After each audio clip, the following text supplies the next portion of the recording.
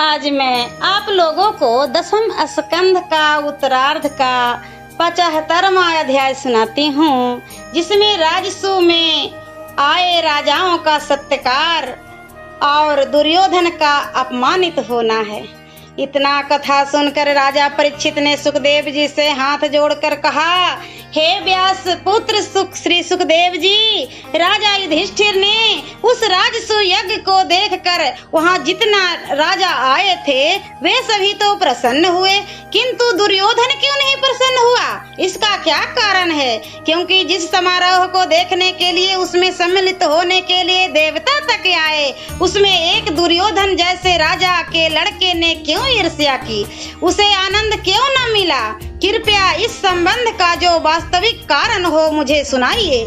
श्री सुखदेव जी बोले, हे राजा परीक्षित, तुम्हारे पितामह महात्मा राजा युधिष्ठिर के यज्ञ में सब बंधु बांधव बड़े प्रेम से सबकी सेवा टहल करते थे।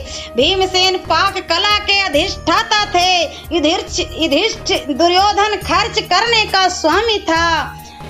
इसे जानबूझकर यह पद दिया गया था कि यह पांडवों को शत्रु समझकर उनका धन अधिक व्यय करेगा, जिससे उनका यश ही फैलेगा। ऐसे ही सहदेव स्वागताध्यक्ष थे और नकुल अनेक प्रकार की सामग्रियों के संपादक थे। अर्जुन साधुओं की सेवा करते थे। श्री कृष्ण चंद्र यज्ञ में आने वाले के पांव धोकर पोंछते थे तथा सबको भोजन परोसने का काम द्रौपदी के अधीन था। उदार मना कर्ण को दान देने तथा सबकी टहल करने का कार्य सौंपा गया था। हे राजाओं में श्रेष्ठ परीक्षित, ऐसे ही सात्विक विकर्ण हार्दिक विदुर आदि भूरी सर्वा राजा वहिलक के पुत्र और संत दर्ण आदि उस बड़े यज्ञ में अनेक प्रकार के जो कार्य थे उनमें लगा दिए गए थे। वे सभी कुशलता पूर्वक अपने अपने कार्यों को कर रहे थे। ऋतिविक और सभासद तथा विवेकी सुहृदय जनों ने सुंदर मनोहर वचन गहने दक्षिणा से पूजित होकर शिशुपाल को श्री कृष्ण चंद्र के कारण मुक्ति प्राप्त होने के उपरांत स्वर्ग नदी गंगा में यज्ञ की समाप्ति का स्नान किया।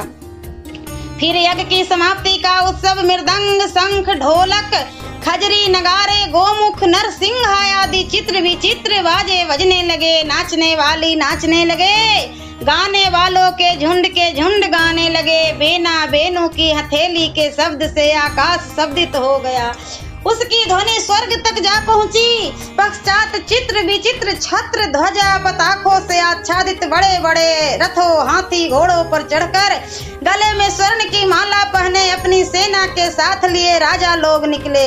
तब यदु संजय कंबोज कुरु कैकेयी और कौशल के सब राजाओं को साथ लिए पृथ्वी को कंपमान करते हुए राजा युधिष्ठिर आगे चले। उस समय उनके सभासद ऋतिज्व ब्राह्मण वेद ध्वनि करते हुए उनके आगे आगे चलते थे तथा ऋषि गण गण गंधर्व पुष्पों की वर्षा करके उनकी स्तुति कर रहे थे। चंदन माला पहने वस्त्रों से श्रृंगार करके स्त्री पुरुष अनेक प्रकार के दूध दही आदि रसों का लेपन और छिड़काव करते थे। तेल माखन सुगंधित जल हल्दी और केसर आदि का लेपन करते और छिड़कते हुए परस्पर विहार करते थे। उस उत्सव को देखने के लिए जैसे उत्तम विमानों पर बैठ के देवांगना आई हो, वैसे ही और रावतों से सहित रहित हो राजा युधिष्ठिर की रानियां रथ पालकियों में बैठकर निकली। वह रानियां मामा के पुत्रों से सखियों से भिगोई हुई लाज भरी मुस्कान और प्रफुल्लित मुख से शोभायमान हो रही थी और भींजने से शरीर में चिपटने से उन स्त्रियों के अंग कुछ जंघा मध्य भाग स्पष्ट दिखाई देते थे। उत्सुकता से चोटी स्थिर होने के कारण उससे फूल बिखर रहे थे। देवांगना और सखी जन उन्हें डोलचियों से भिगो रहे थे। उनकी लीला देखकर मलिन मन कमीजनों के चित्त अत्यंत ही क्षुभित हो जाते थे। स्वर्णमाला पहने सुंदर घोड़े जूते रथ में जा बैठे राजा युधिष्ठिर जैसे क्रियाओं सहित यज्ञ सुंदर लगता है, वैसे ही स्त्रियों सहित शोभायमान लगने लगे। पश्चात ऋतिजवों ने राजा को उनकी रानियां सहित अभृत्य स्नान कराया। देवता और मनुष्य नगाड़े बजाकर फूलों की वर्षा करने लगे। उस समय ब्राह्मण, क्षत्रिय, वैश्य और शूद्र, इन चारों वर्णों ने तथा ब्रह्मचारी, गृहस्थ, वानप्रस्थ, सन्यासी, इन चारों आश्रमियों ने भी उस गंगा में स्नान किया, जिसमें स्नान करके महापापी भी पाप से शीघ्र ही छूट जाते हैं। तब स्नान करने के उपरांत राजा युधिष्ठिर नवीन रेशमी धोती पहनकर भली भांति शोभायमान हो ऋतिज्व सभासद ब्राह्मणादिकों की वस्त्रों सहित पूजा करने लगे। इस प्रकार नारायण के आश्रयी राजा युधिष्ठिर भाई बंधु जाति के राजा मित्र सुहृदय तथा और भी सब मनुष्यों का बारंबार पूजन करते रहे। उस समय वहाँ जितनी स्त्रियां पुरुष कार्य में लगे थे वे सब देवता देवांगनाओं के समान सुंदर थे। कानों में मनिया के समान जड़ाऊ कुंडल, माला, पगड़ी, जामा, पटुका, बहुमूल्य हार पहने हुए तथा स्त्रियों के दोनों कुंडल अलकों के समूह से बड़े ही शोभायमान हो लग रहे थे। वे सुंदर मुख वाली स्त्रियां सोने की करधनी पहने बड़ी शोभायमान लगती थी। इस प्रकार यज्ञांत स्नान के पश्चात राजा युधिष्ठिर से आज्ञा ले शील स्वभाव वाले ऋतिज्व सभासद, वेद पाठी, ब्राह्मण, क्षत्रिय, वैश्य, शूद्र तथा सब राजा, देवता, ऋषिगण, पितृगण, सब प्राणी अनुचरों सहित लोकपाल युधिष्ठिर से पूजन कराए आज्ञा ले अपने अपने स्थान को चले गए। वे सब राजा युधिष्ठिर के राजसू यज्ञ की शोभा की बड़ी प्रशंसा करते हुए वैसे ही तृप्त नहीं होते थे जैसे अमृत का पान करते हुए चित्त तृप्त नहीं होता। तब सुहृद संबंधी बंधुओं और आनंद कंद श्री कृष्ण चंद्र के बिछड़ने के विचार से कायर मन हो राजा युधिष्ठिर को शांति न मिलती थी। वे बारंबार सबसे प्रेम प्रकट करते थे। राजा युधिष्ठिर का प्रिय करने के लिए सांब आदि पुत्र और सूरवीर यादवों का द्वारका भेज श्री कृष्ण चंद्र स्वयं इंद्रप्रस्थ में रहने लगे। धर्मपुत्र राजा युधिष्ठिर का वह मनोरथ बड़ा ही दुस्तर था, परंतु भगवान श्री कृष्ण चंद्र की सहायता से वह बड़ी सरलता से पूर्ण हो गया और इस प्रकार युधिष्ठिर का मन का खेद दूर हुआ। हे राजन, एक समय कुटिल दुर्योधन के मन में आया कि अहो युधिष्ठिर के पास इतनी संपदा, उनका ऐसा सम्मान, यह सब कैसे हुआ? ऐसा सोचकर वह उनके रनिवास की लक्ष्य में राजसू यज्ञ की महिमा को देखकर बड़ा ही संतापित हुआ, क्योंकि जिस सभा भवन में वह राजसू यज्ञ हुआ था वह परम शिल्पकार मैं दानव के हाथ से बनाया गया था। इससे उसमें बहुत बड़ी बड़ी विचित्राएं भरी हुई थी। उसे देख दुर्योधन के का मन अत्यंत ही ताप को प्राप्त हुआ। राजसू यज्ञ के समय वहाँ जो भीड़ लगी हुई थी वह भी अपूर्व ही थी।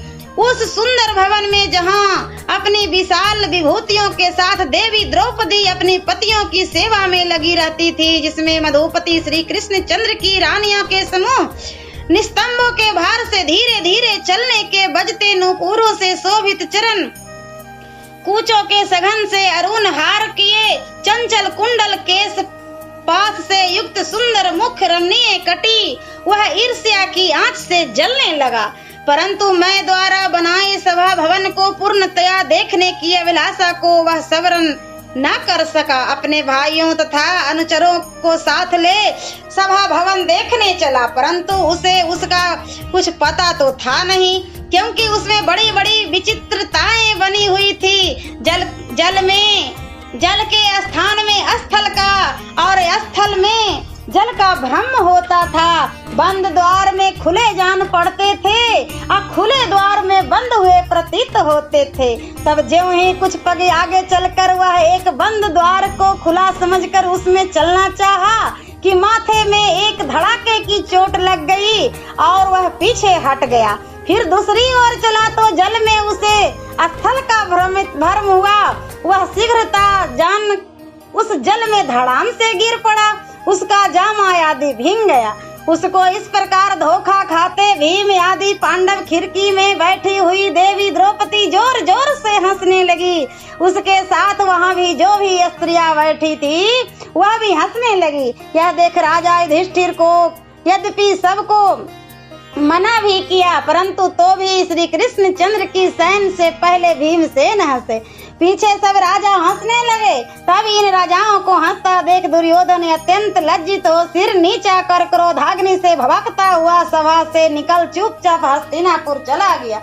उस समय साधुओं के मध्य में बड़ा हाहाकारी शब्द हुआ। अजात शत्रु राजा युधिष्ठिर उदास हो गए, परंतु जिसकी दृष्टि से सब जगत भ्रमण करता है वे भगवान तो चुप लगा कर बैठे रहे, क्योंकि उनकी तो इच्छा ही थी कि जितने शीघ्र संभव हो पृथ्वी का भार हटे, किसी न किसी प्रकार यह भार उतरे।